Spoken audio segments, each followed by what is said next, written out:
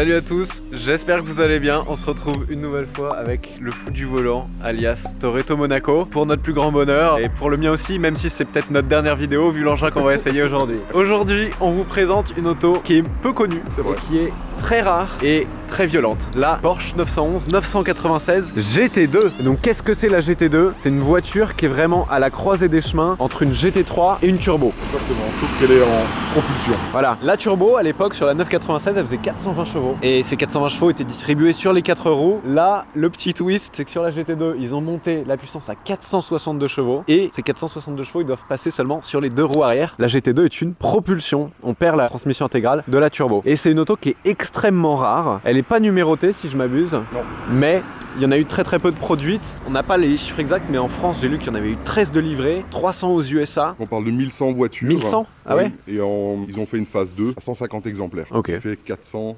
Qui fait 473 chevaux, 483. 83. Donc ça c'est la phase 1. Donc on va vous parler de la GT2 et après on va vous parler de cette voiture précisément. Parce qu'évidemment, comme vous savez, comme d'habitude, il n'y a pas grand chose d'origine avec Enrico. Petite anecdote, tu peux nous expliquer ce que tu m'as expliqué? Pourquoi il n'y en a plus à Monaco des 96 GT2? Comme toutes les générations de Porsche, il y en a eu plein à Monaco, pourquoi il n'y en a plus? Il y en a eu 3 à Monaco et les 3, elles ont été plantées. Voilà.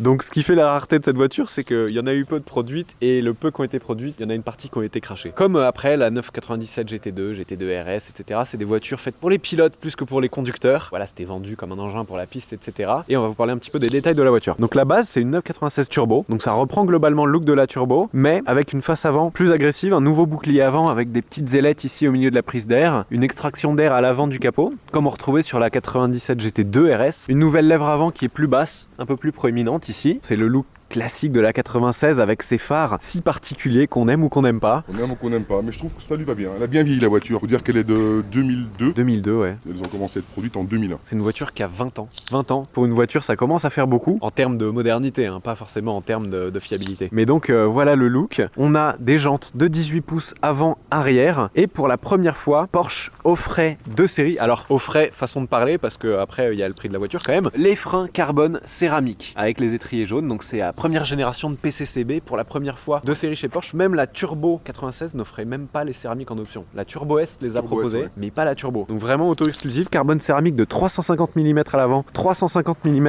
à l'arrière. C'est les mêmes disques à l'avant et à l'arrière. Ça c'est assez impressionnant quoi, comme stade d'avoir des aussi gros freins à l'avant et à l'arrière. Étrier fixe à 6 pistons et 4 pistons à l'arrière. Et des pneus qui sont d'époque, c'est ça? Ils sont d'époque. Je les ai changés quand j'ai acheté la voiture, donc je l'ai depuis 10 ans. C'est vrai qu'ils sont un petit peu en bois, d'ailleurs t'as pu le constater. Je vous mets un petit extrait de la conduite dynamique. Voilà, après on va faire un vrai essai avec les sensations où on va parler. On va parler du prix aussi 2 secondes de cette voiture parce que quand ils l'ont sorti cette voiture, ils l'ont proposée à 179 000 euros. Ce qui était beaucoup déjà. Ce qui était extrêmement cher pour ce prix-là. À l'époque, tu pouvais avoir une Carrera et une GT3 de la génération 996. Pour te dire l'exclusivité. Toi, tu l'as payé. Ouais, en fait, c'est une voiture qui est restée pendant 9 mois dans une concession Porsche à Monaco. Donc, c'était la voiture invendable. Invendable. Donc, elle est restée pendant 9 mois. Je pense qu'elle était à 95 000 euros. Je suis arrivé, j'ai fait une offre à 75 000, il me semble. Et je suis parti avec la voiture qui n'a que 20 000 km. Voilà. 75 000 euros, 20 000 km. Aujourd'hui, si tu regardes le marché de l'annonce, c'est plutôt une bonne affaire parce que j'ai regardé hier soir et pour des GT2 qui ont moins de 30 000 km, on est entre 200 et 300 000 euros. Même toi, t'étais surpris. Ouais, j'étais surpris, je pensais pas. Donc voilà. À l'arrière, ça reprend aussi un peu le look de la turbo. On a 2 choses qui changent, notamment l'aileron qui devient fixe alors qu'il était variable, on va dire, sur la turbo. Il est un peu plus gros et on a aussi des petites aérations ici derrière les roues arrière qui permettent de refroidir les turbos via l'échangeur. J'ai bien bossé. C'est ça. En vrai, le look, jusqu'à ce que je la vois en vrai, m'impressionnait pas trop, mais de l'avant, je trouve, elle a un look très impressionnant cette 96 GT2. Petit détail, mais alors c'est peut-être spécifique au modèle américain parce qu'il n'y avait pas beaucoup d'essais à cette époque-là. Pour reconnaître une 96 qui a un kit GT2 et une vraie, c'est que la vraie, elle a pas l'essuie-glace à l'arrière. Exactement. Voilà, pour ceux qui veulent spotter la différence. Et ici, on a des grosses entrées d'air, comme souvent sur les Porsche qui ont un moteur turbo. Là où on va voir qu'elle a 20 ans, c'est surtout à l'intérieur, je trouve. Ouais. On a des sièges baquets. On n'a pas d'arceau sur celle-ci. C'était une option en France? Bah, je pense que c'était le kit Club Sport. Ok, ouais, kit Club Sport. Et un intérieur qui est assez plastique, je vais m'asseoir pour vous montrer. Typique des années 2000, avec voilà un peu beaucoup de plastique, mais surtout c'est l'autoradio, etc. qui fait un peu ancien. Sinon, on a toujours les 5 compteurs classiques à la 911 avec un compteur gradué jusqu'à 300 km/h, une boîte manuelle à 6 rapports, 3 pédales, une voiture qui se pilote. Qui se pilote. Est-ce que tu sais où sont les porte-gobelets sur cette voiture? Aucune idée. Est-ce qu'il y en a? Il y a des porte-gobelets. Je vais t'apprendre quelque chose. Regarde, ils sont cachés là. En fait, chez Porsche, c'est une tradition, ils sont toujours planqués les porte-gobelets, mais il y en a toujours. Ouais, écoute. Et ils ont toujours une astuce pour les mettre. Voilà, là ils sont là. Et l'astuce, c'est que t'en as pas un, c'est que t'en as deux. Hop là. Ah, excellent. Ah, Excellent. Tu pourras Merci, transporter ton café, c'était l'astuce du jour pour tous les propriétaires de 96 GT2. Voilà. Si ça te dit, on va la démarrer pour entendre la sonorité et puis on va y aller. Allez, on y va, Thomas.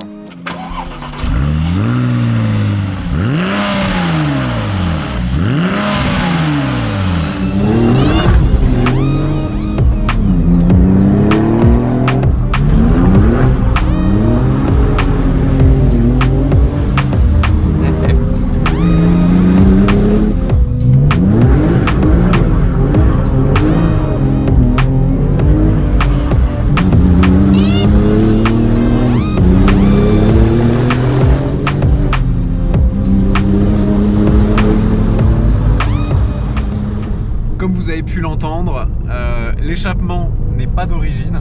Non. Elle fait vraiment un très très joli bruit qui moi me rappelle celui de la 91 GT2 RS.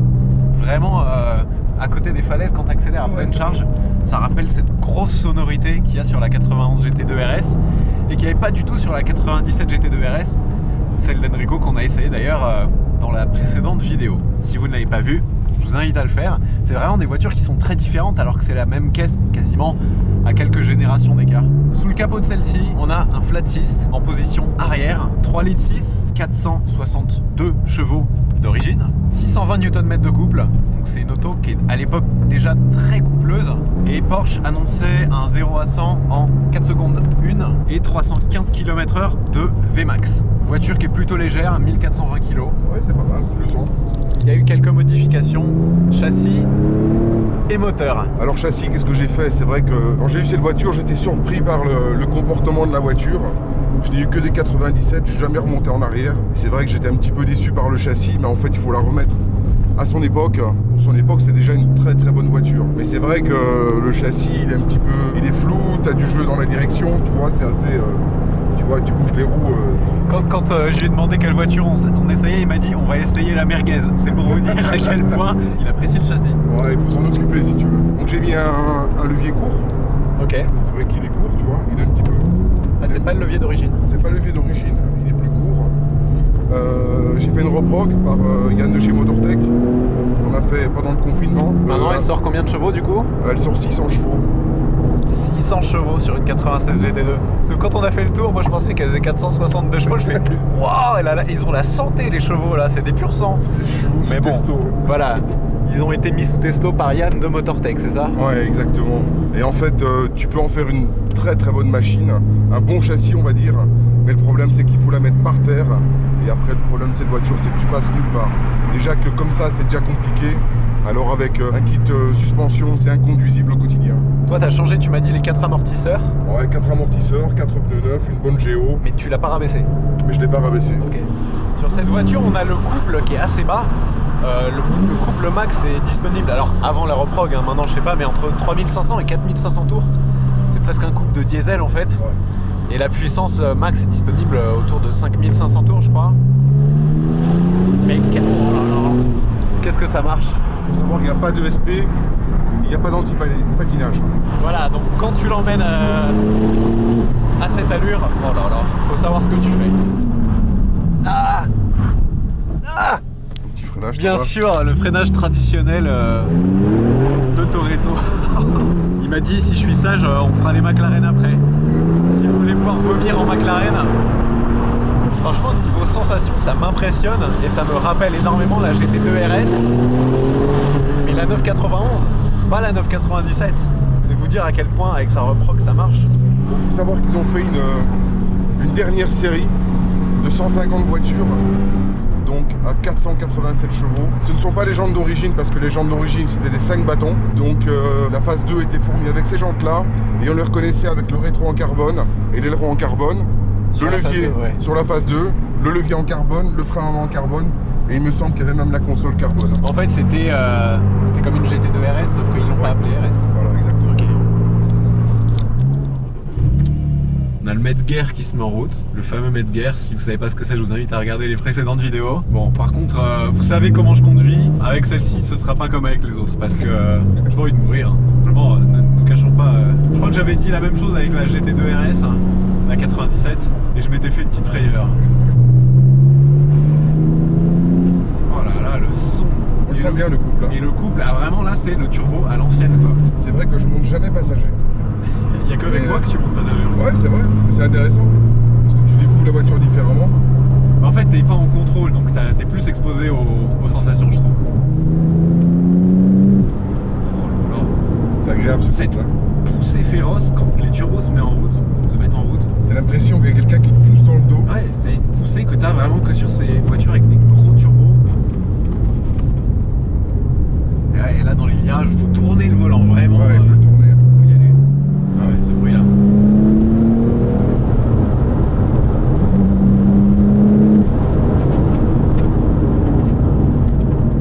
À l'époque, ceux qui les préparaient pour faire de la piste, ils mettraient une direction de 96 cups, donc une direction électrique, pour avoir beaucoup plus de précision.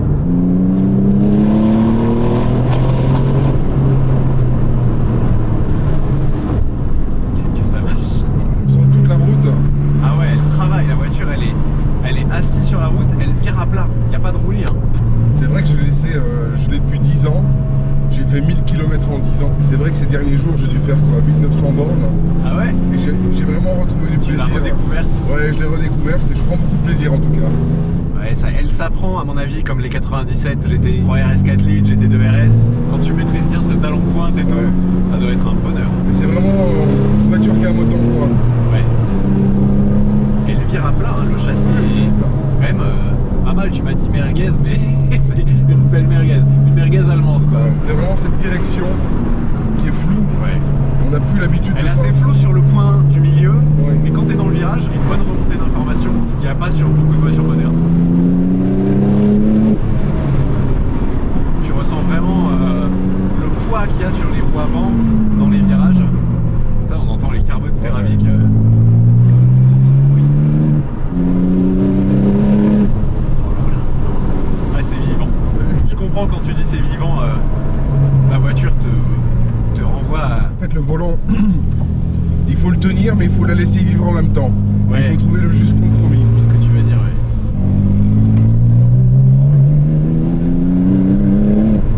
C'est vraiment on-off. Hein.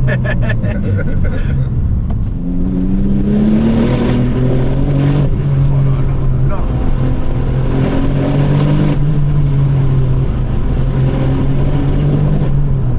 C'est sûr qu'en fait, tu vois, ce genre de performances qui sont aujourd'hui très utilisables sur une GT2 RS, sur une Pista et tout, parce que tu as des palettes. Quand il y a une boîte à gérer, ah, c'est pas pareil. Franchement, belle découverte cette GT2 qui est Ouais, plutôt c'est- méconnue. Ouais. Et ouais, tu ferais bien de la conduire plus souvent. Ce qu'on fait, on la met un peu en travers, hein, Thomas. Ah, je vais te laisser le volant alors. Hein, on va la faire un peu glisser.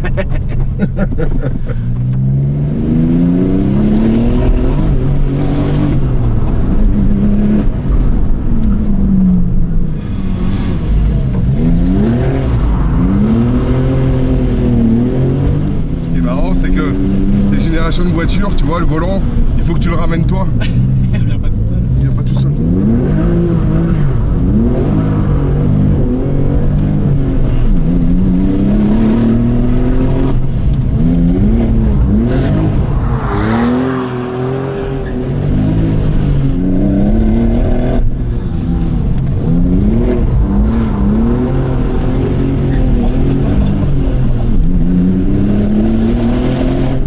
C'est vrai qu'avec les pneus en bois, c'est beaucoup plus facile. Exceptionnel cette GT2 996. Bah écoute, ça m'a fait super plaisir de te la faire découvrir en tout cas. Merci beaucoup. On a fait la génération des GT2 et GT2 RS. Il en manque une seule. Il en manque une seule, Celle-ci, elle est plus dure à trouver, la Ouais, 993. malheureusement. C'est une pépite assez Il y en a. rare. Il n'y en a plus une à Monaco. Vous connaissez un petit peu son garage? Mettez-nous dans les commentaires ce qu'on peut essayer la prochaine fois. T'as reçu un nouveau joujou d'ailleurs, la Viper. Ouais. On va Viper essayer, hein, ACR.